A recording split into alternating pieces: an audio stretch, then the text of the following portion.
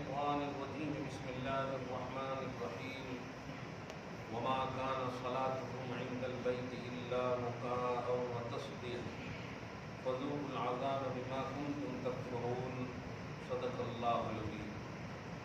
رسول برکت کے لیے درود شریف پڑھیے. اللهم صل وسلم وبارك على سيدنا وشفيعنا وحبيبنا ومولانا محمد معدن الجود والكرم وآلہ الکرام وابنہ الکریم وآلہ واصحابہ وبارک وسلم صلی اللہ تعالی علیہ وسلم. سورۃ الانفال کی آیت نمبر 34 تک کا درس ہو چکا ہے اور پارہ نمبر 9 کا آخری حصہ یعنی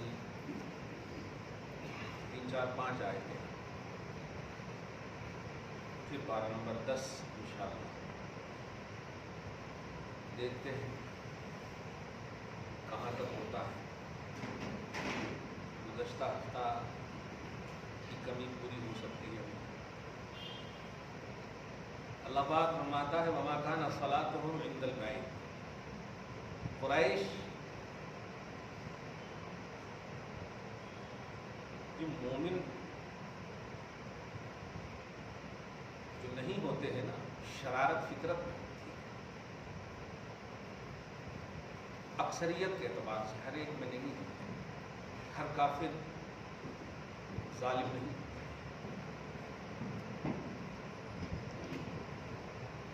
انسانیت ہوتی ہے، کافروں کے اندر بھی انسانیت. اسی لیے سچ یہ ہے کہ ہمارا نعرہ یہ ہے جو دہشت گرد ہیں وہ مسلمان نہیں،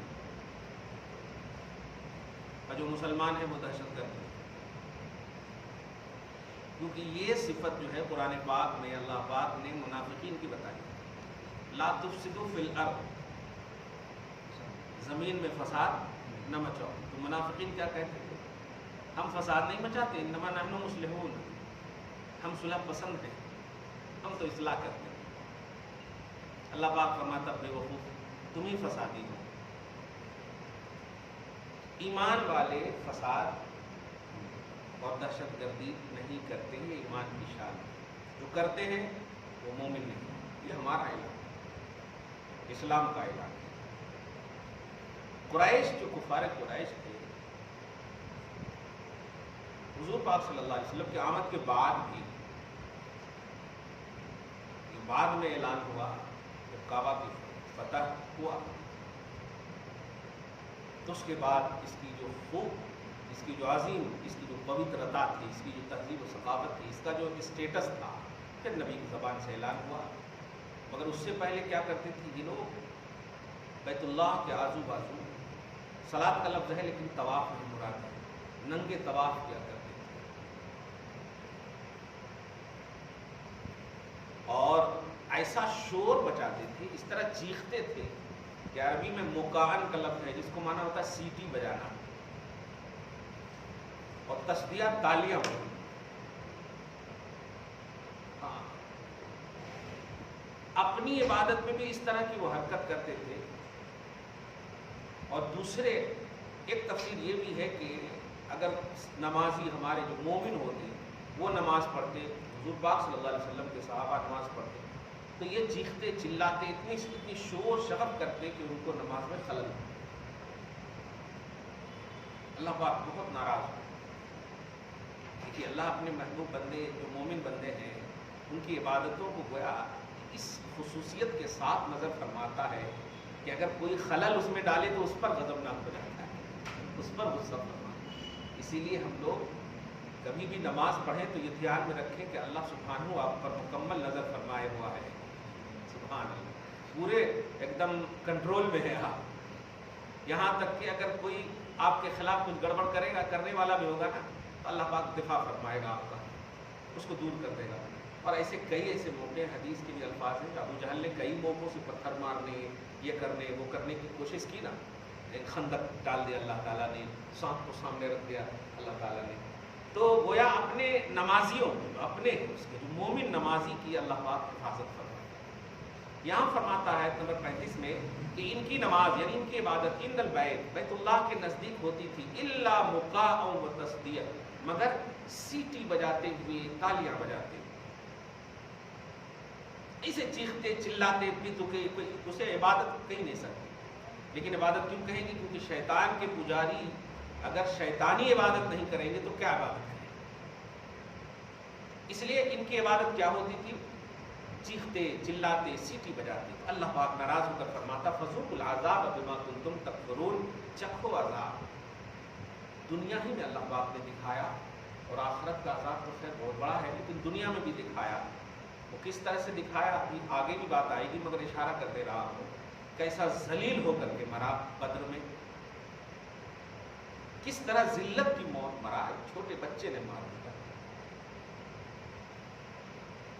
शरारत अल्लाह पाक खास तौर से अपने महबूब बंदों के साथ माफ नहीं करता है। अल्लाह पाक का पर्सनल मामला हो, अब जैसे देखिए हुजूर सल्लल्लाहु अलैहि वसल्लम जब नहीं आए, दुनिया आबाद थी। सवाल यह है आबाद क्यों है? जब कोई नबी नहीं है तो लोग क्या हैं? या तो छुपे हुए मख्फी मुवहिद हैं, या खुलेआम मुशरिक हैं, बुत परस्त हैं। तो बुत परस्ती को अल्लाह पाक जो है, अब गौर करें, ढील दिए हुआ है। आम बुत परस्ती हो रही है, ढील दिए हुआ है। लेकिन नबी जब तशरीफ लाए, फिर नबी के खिलाफ जब हो गए ये बुत परस्त लोग, तो अल्लाह फिर माफ नहीं करता है, वार्निंग भी देता, अजाब भी चखाता। इसका देख रहे हैं, वो पर्सनल मामला हो तो माफी है, महबूब का मामला हो तो माफी नहीं।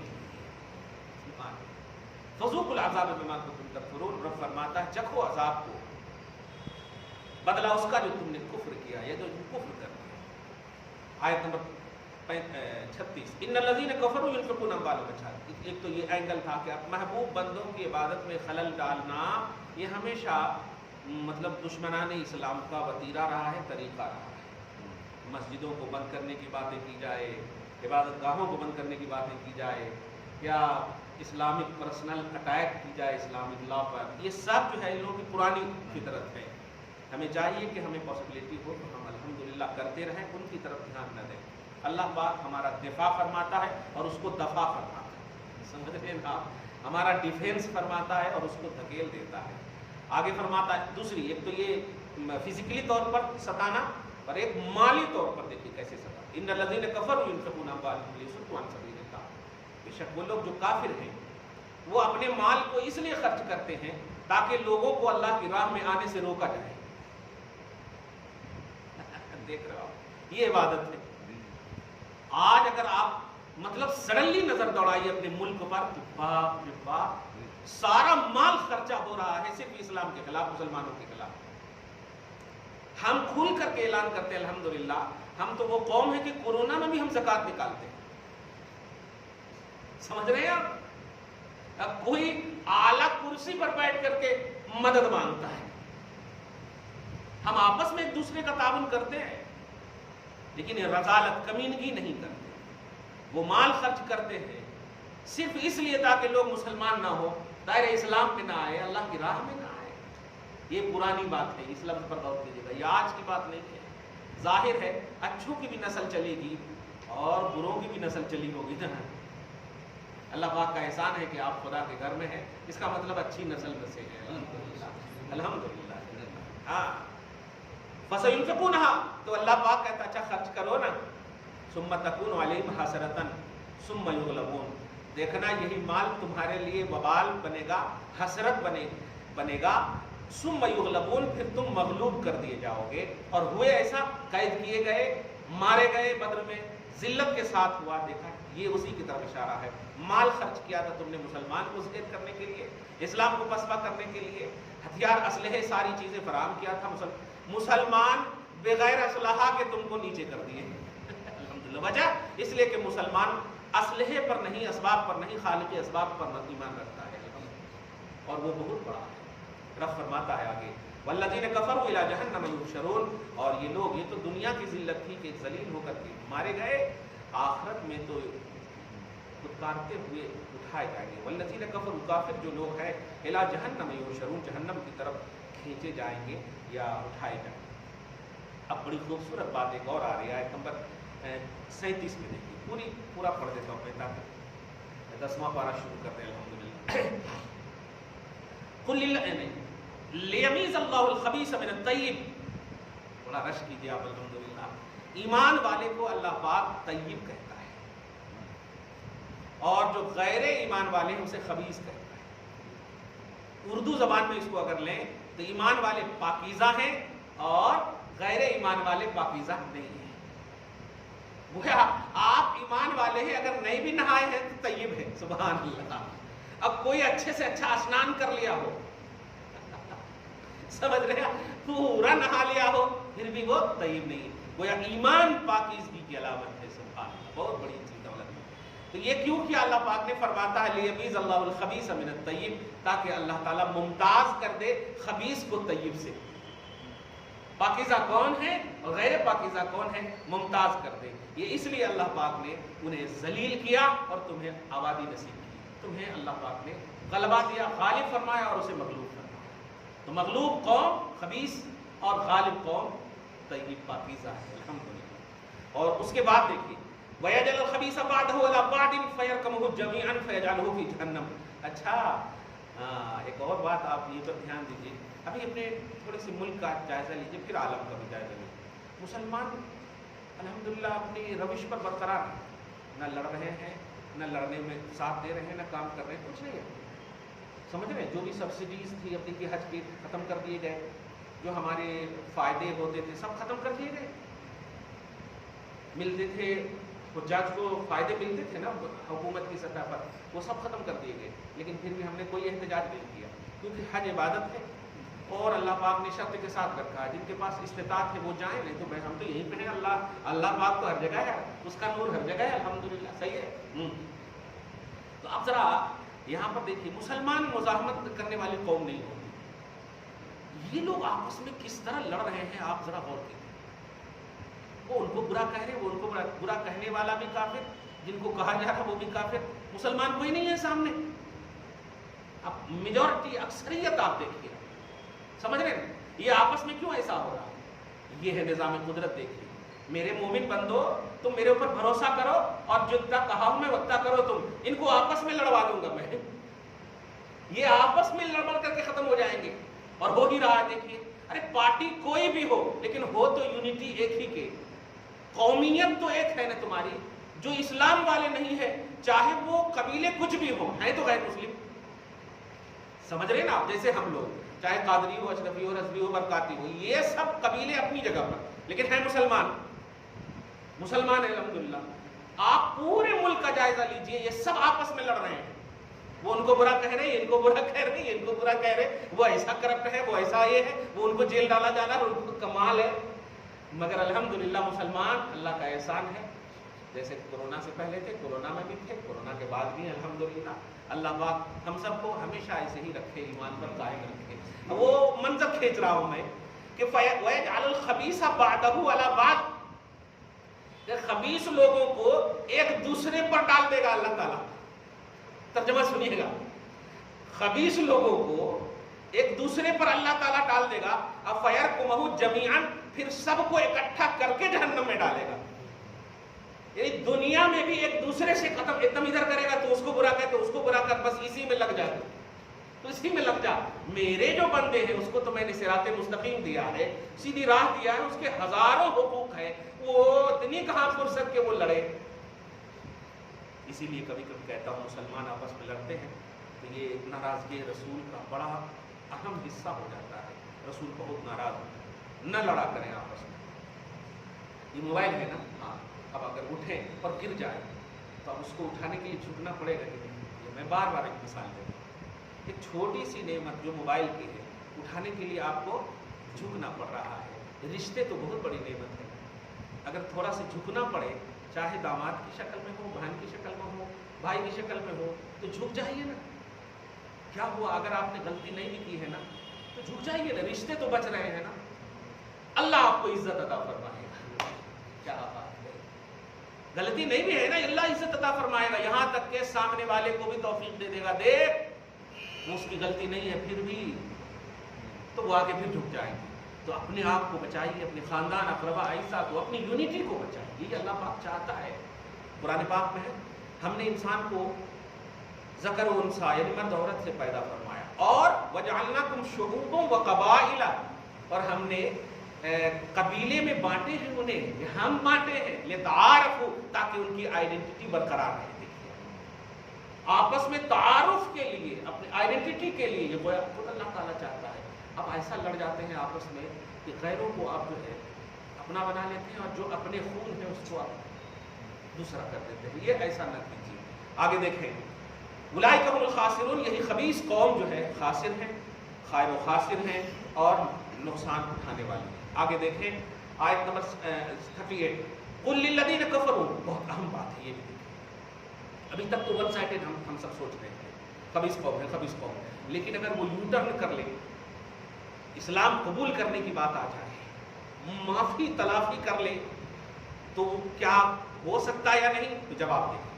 پرسنٹلی حکم ہے، یہ بات دھیان میں رکھیے گا کہ آپ ابھی جیسے ہیں باوضو ہیں تو آپ کو باوضو کا حکم دیا جائے، 1 گھنٹے کے بعد بے وضو ہوں گے تو ابھی حکم نہیں دیں گے کہ آپ بے وضو ہیں۔ حکم جو ہے حاضری کا لگتا ہے، پرزینٹ کا لگتا ہے۔ اب اس میں موت میں بھی یہی دیکھیے، آپ 90 ایئرس جو ہے آپ ایمان پر گزار لیے، خدا کرے آخری میں بھی گزارے، لیکن ایک شخص ہے جو بالکل ہوش و حواس ہے اور 1 گھنٹہ ایمان میں نہیں، کفر کے عالم میں مر گیا 90 سال، تو دیکھیے پرزینٹلی ایک دم کا لحاظ ہوا نا اسلام میں بھی، تو ایسے ہی لحاظ ہے۔ خدا رننگ آف لائف کو اسلام کے اسٹیٹس پر ہمیں گزارنے کی توفیق نصیب فرمائے۔ اب یہاں پر دیکھیے، قل حبیب مکرم، بڑی اہم بات ہے، آپ کہیے للذین کفروا، ان لوگوں سے جن لوگوں نے کفر کیا، کہ ان ینتہوا، اگر تم کفر و شرک سے باز آ جاؤ تو آفر سنو، یغفر لہم ما قد سلف، پاسٹ کی ساری چیزیں معاف کر دوں گا۔ یہی وہ عنوان ہے کہ ہمیں ان تمام باتیں جو صحابیت کے حوالے سے معاشرے میں گردش کرتی ہیں نا، انہوں یہ کرے، انہوں یہ کرے، انہوں یہ کرے، وہ مت دیکھو، ان کا پرزینٹ دیکھو، ان کا اختتام دیکھو کیسا ہے۔ اگر وہ نبی کے غلام ہو کر، صحابی رسول ہو کر انتقال کیے ہیں تو ان کا پاسٹ کیا ہو گیا؟ سب ختم کر دیا۔ ہاں، اگر تاریخ بھی ہے ان کا پاسٹ، تو ارے جب کفر جیسا معاف کیا جا سکتا ہے تو قتل، عام لڑائی، یہ سب کیسے نہیں معاف ہو سکتا؟ کفر جیسا اللہ پاک فرما رہا، حبیب کہیے کہ ایک کافر ہو، اگر کفر سے باز آ جاؤ گے تو یغفر لہم ما قد سلف، سلف مانے جو کچھ گزرا ہے تم سے کفر کے عالم میں، وہ سب معاف کر دیے جاؤ گے۔ اور وَإِن يَعُودُوا، اور اگر پھر کفر پر کفر کرتے رہو گے تو اللہ فرماتا فقط مضت سنت الاولین، تو پھر پچھلے لوگوں کا حشر کیا ہے اپنی آنکھوں کے سامنے دیکھ لو، یہ دیکھیے۔ مگر اس سے ایک عقیدہ ملا کہ 1000 گناہ کرنے والا اگر دائرہ اسلام میں آنا چاہتا ہے تو پہلی فرصت میں اس کو داخل کیجیے۔ آپ یہ بول کر کے نہیں کہ تم نے ہمارے دادا کو مارا، ہمارے پردادا کو مارا، ہمارے اس کو مارا، ہمارے اس کو مارا، نہیں، بڑے سے بڑا ظالم بھی کیوں نہ ہو، اگر وہ اسلام دل سے قبول کرنا چاہتا ہے تو پہلی فرصت میں کلمہ پڑھائیے۔ آپ اپنے معاملات کو اسلام کے آڑے نہیں لا سکتے۔ اب سوچئے نا، حضرت سیدنا عمر بن خطاب کیا تھے اور کیا ہیں۔ میدان محشر میں موقع ملا تو پوچھیں گے ضرور انشاءاللہ۔ تلوار لے کر گئے تھے، واہ! اور آج جن کو پوجتے ہیں کفار، وہ پوجنے والے جو شیاطین ہیں ان سے ڈرتے ہیں۔ کیسے وہ اشرف المخلوقات ہونے میں ایک مطلب ایک خوبصورت عنوان مل گیا ہے، عمر، سبحان اللہ، اشرف المخلوقات کی خوبصورت کڑی ہو گئے، سبحان اللہ۔ تو وہی عودو فقط مدد سنت الاولین، اگر تم اسی پر رہو گے، مطلب کفر سے باز نہیں آؤ گے، فقط مدد سنت الاولین، تو پہلوں کا کیا طریقہ ہوا، پہلوں کی سنت کیسی گزری ہے، ہم نے کیا انجام کیا ہے، دنیا میں بھی ذلیل کیا اور آخرت میں تو ہے ہی۔ آیت نمبر 38 ہوا، وقاتلوہم، یہ آیت بھی بڑی اہم ہے، ذرا دیکھیے گا، وقاتلوہم حتی لا تکون فتنۃ۔ افسوس کی بات ہے آج کل جتنی بھی ڈیبیٹ ہو رہے ہیں نا، اب تو خدا خیر فرمائے اور جلدی سے 2023 اور 24 کو گزار دیں، یہی دعا کر رہا ہوں میں، سچ کہہ رہا ہوں۔ یہ جاہل کمینے لوگ ٹوپی پہن کر کے مسلمانوں کے قائد بنے ہوئے، ٹی وی پر مطلب اس بات کا اعلان ہوگا کہ مسلمان کہاں رہیں گے، ملک کو بانٹ دیا جائے، ہندو راشٹر بنے، مسلمان بنے۔ کمال ہے، اس طرح کی باتیں کیسے کی جا سکتی ہیں؟ عوامی مدعا اٹھایا جائے ٹی وی پر، یہ اچھی بات ہے، ٹھیک ہے۔ ابھی جو ڈبیٹ دیکھا میں، ایک عام مولوی ہے، وہ نہ اس کو پہننے کا ڈھنگ ہے، نہ چلنے پھرنے کا ڈھنگ ہے، وہ پورے لگتا کہ پورے جتنے بھی مدارس ہیں ہمارے وہ بیکار ہیں، یہی ہے پورا اسلام کا ٹھیکیدار۔ ان سے پوچھا جا رہا ہے ہندو راشٹر بننا چاہیے کہ نہیں، بے وقوف کو ایک لفظ بول دینا چاہیے، بھائی راشٹرپتی تیرے، وزیر اعظم تیرے، وزرائے اولا تیرے، اکثر ایم پی تیرے، اکثر ایم ایل ایز تیرے۔ اب جب سب تیرے ہی ہیں تو اب ہندو راشٹر کی ضرورت کیا ہے؟ اب کیا سارے کو مسلمان بناؤ گے پھر ہندو راشٹر بنانے کا اعلان کرو گے؟ کیا ہے؟ جب سب تیرے ہیں ہی تو اب یہ ہندو راشٹر، یہ صرف یہ بس دنگے اور فساد کے جملے ہیں اور کچھ نہیں ہے، یہ ڈویژن کے جملے ہیں۔ اس طرح کی باتیں ہرگز نہیں ہونی چاہیے۔ ملک میں فساد ہوتا ہے، اس سے ڈویژن پیدا ہوتا ہے، اس سے، اور یہ سب کر رہے ہیں اینکر لوگ۔ خدا غارت کرے ایسی ذہنیت والوں کو، اور ہمیشہ اخوت و بھائی چارگی جو اس کی ایک مینار اور معیار رہا ہے ملک کا، اللہ اس کو برقرار رکھے۔ تو اب ذرا دیکھیے، قاتل، لفظ قتال اور لفظ قتل کو سمجھیے۔ قرآن پاک میں کہا گیا، قتال کا کانسیپٹ یہ ہے کہ آپ بھی لڑیے ہم بھی لڑیں، دونوں کی لڑائی کو قتال کہتے ہیں، اور ایک سائڈ سے مارنے کو قتل کہتے ہیں۔ قتال اور جہاد کا کانسیپٹ یہ ہے کہ آپ بھی لڑیے ہم بھی لڑیں۔ تو اس کا صاف مطلب یہ ہوا کہ قتال اور جہاد غلط نہیں ہو سکتا، کیونکہ دونوں ہیں نا آپس میں لڑنے کے لیے۔ تو آپ ون سائیڈڈ نہیں بول سکتے ہیں کہ مسلمان لڑنے والے ہیں، صرف مسلمان ایک ہی سے تھوڑے لڑ رہے ہیں، ان سے لڑ رہے ہیں جو خود لڑ رہا۔ میچ کا مطلب کیا ہوتا ہے؟ میچ ایک آدمی کھیلتا ہے، دونوں کھیلتا ہے نا۔ اب ہارنا جیتنا یہ الگ بات ہے، لیکن کھیلتا تو دونوں ہے۔ ایسے ہی قتال اور جہاد کا یہی کانسیپٹ ہے، لڑنا، میدان میں لڑنا، میدان میں لڑنا، آپس میں لڑائی کرنا، جس کا مطلب یہ ہوا کہ وہ آئے ہیں میدان میں تب نہ مسلمان گئے ہیں، یا مسلمان میدان میں ہیں تب نہ وہ آئے ہیں، مطلب دونوں ہیں۔ تو قتال و جہاد کا کانسیپٹ غلط نہیں ہے۔ یہ ایک بات کہ اسلام قتال کا حکم دیتا ہے، اسلام قتال کا حکم دیتا ہے، تو اب قتال کا مطلب کیا ہے کہ یعنی اسلام مارنے کا حکم دیتا نہیں، اسلام لڑائی جو لڑنے کے لیے آنا چاہ رہے ہیں وہ ہاتھ میں چوڑی لے کر بیٹھنے کا حکم نہیں دیتا ہے۔ تمہارے سامنے لڑنے آئے ہیں، تم دفاع کرو، تم دفاع کرو، تم مطلب انسان ہو، تم جانور نہیں ہو کہ کوئی مار دے اور بھگا جائے۔ وہ نہیں آئیں گے تو نہیں۔ اب دیکھیے نا، مکہ میں ستائے گئے، نبی صلی اللہ علیہ وسلم ستائے گئے کہ نہیں؟ جب آپ کو ستایا جائے، ابھی آپ کو کوئی مارے تو ابھی نہ آپ بچاؤ کریں گے کہ 2 دن کے بعد کریں گے بچاؤ؟ نہیں، ابھی آپ کو مارا جائے تو ابھی نہ کریں گے۔ تو آپ بتائیے، مکہ میں آپ کو ستایا گیا، صحیح ہے نا؟ سب سے زیادہ ظلم کہاں ہوا؟ مکہ میں۔ مدینہ میں تو پرسکون تھے نا، ہجرت اسی لیے تو کیے کہ یہاں ستایا جا رہا۔ سوال یہ ہے کہ جب ستایا گیا مکہ میں تو لڑائی مکہ میں ہونا چاہیے نا۔ ایک جنگ بھی مکہ میں نہیں ہوئی۔ مدینہ جب تشریف لے گئے تو پہلے ہی دوسرے سب دیکھے۔ ہاں، اس کا مطلب یہ جنگ جو ہے لڑائی کی بنیاد پر نہیں ہے، دشمنی کی بنیاد پر نہیں ہے، خدا کے حکم کی بنیاد پر نہیں۔ ورنہ اگر لڑائی کی بنیاد پر ہے تو تم تو بہت پہلے ہی سے ستا رہے ہو، اور عمر جیسا ہمارا سپورٹر ہے، چاہتا تو نست و نابود کر دیتا، صحیح ہے کہ نہیں؟ عمر ابن خطاب ایمان لا چکے ہیں، اگر مسلمان چاہتے تو کیا نہیں کر سکتے تھے، مگر نہیں کیا۔ تو جہاد کا جو کانسیپٹ ہے یا قتال کا جو کانسیپٹ ہے، یہ ڈیفینس کا کانسیپٹ ہے۔ اسلام میں ڈیفینس کا کانسیپٹ ہے۔ تم نے ستایا، ٹھیک ہے، رحمت للعالمین کے تحت تم رہو، ہم چلے جاتے، یہ دیکھیے، یہ ہے عنوان۔ لیکن اب جب وہاں گئے تو خط پہ خط بھیجا جا رہا، یہ سازش کی جا رہی ہے، ایسا کیا جا رہا ہے، ویسا کیا جا رہا ہے، تو اب تو حکم خدا ہوگا یہ ہے میرے حبیب، یہ ماننے والی قوم نہیں ہے، اس لیے اب میدان میں آ جائیں۔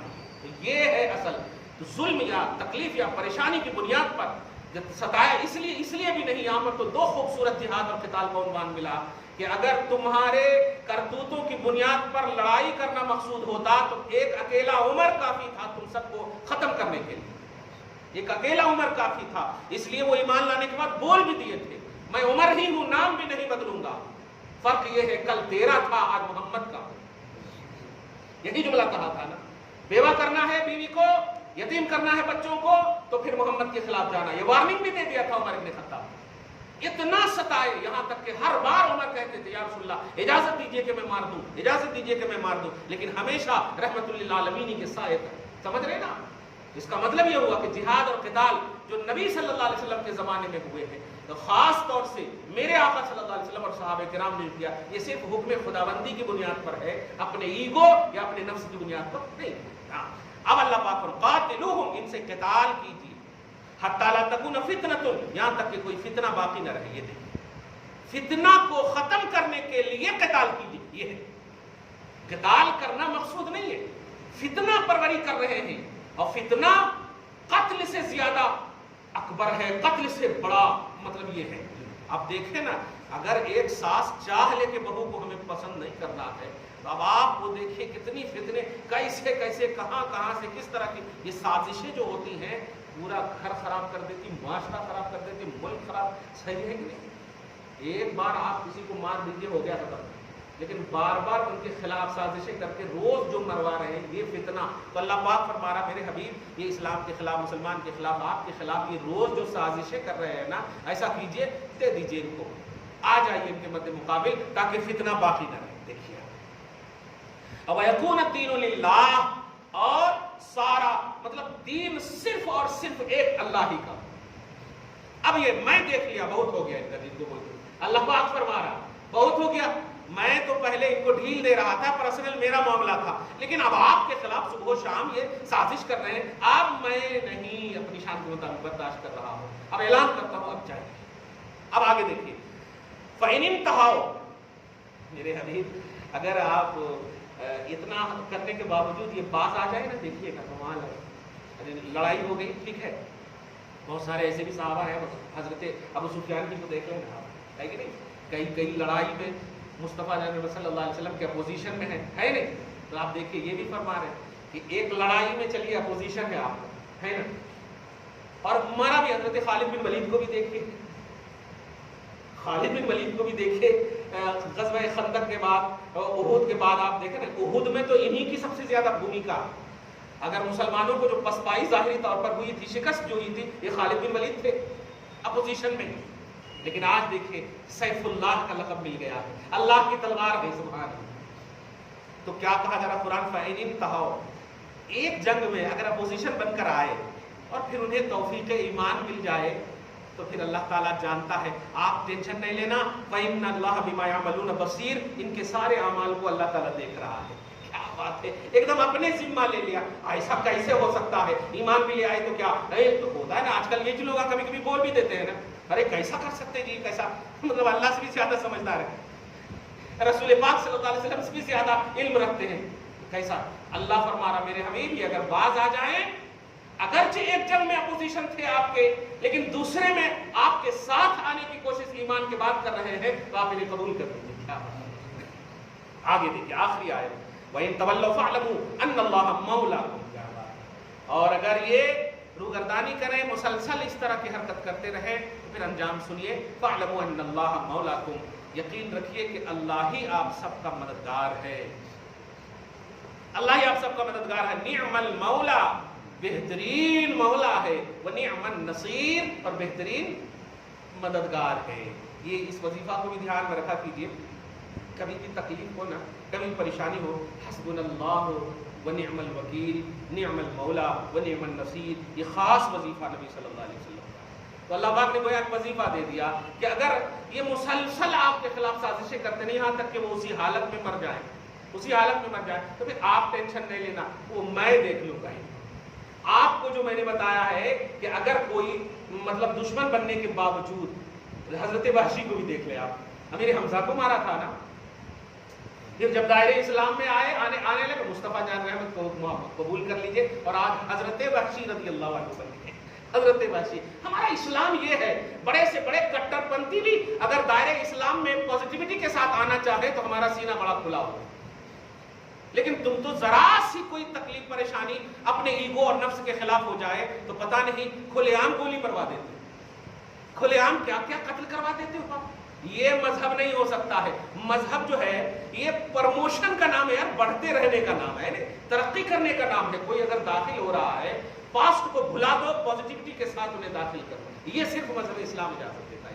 دعا ہے اللہ تعالیٰ آج اس خصوصی درس کو حبیب پاک صاحب الاولاد کے وسیلے سے قبول فرمائے، اپنی شان کریمی کے مطابق اجر عطا فرمائے، ہم سب کو اسلام سے، قرآن سے، نبی سے محبت نصیب فرمائے، ہم سب کی زندگی میں عروج اور ترقی نصیب فرمائے، ہم سب کے اعلیٰ اولاد میں برکتیں عطا فرمائے، گھر بار میں برکتیں عطا فرمائے۔ اپنی خصوصی درس کو حاضرین کی حاضری کو، شرکت کو قبول فرماتے ہوئے ہم سب کے لیے ذخیرہ آخرت بنائے۔ وصلی اللہ تعالی علی خیر خلقہ محمد وآلہ واصحابہ اجمعین برحمتک یا ارحم الراحمین۔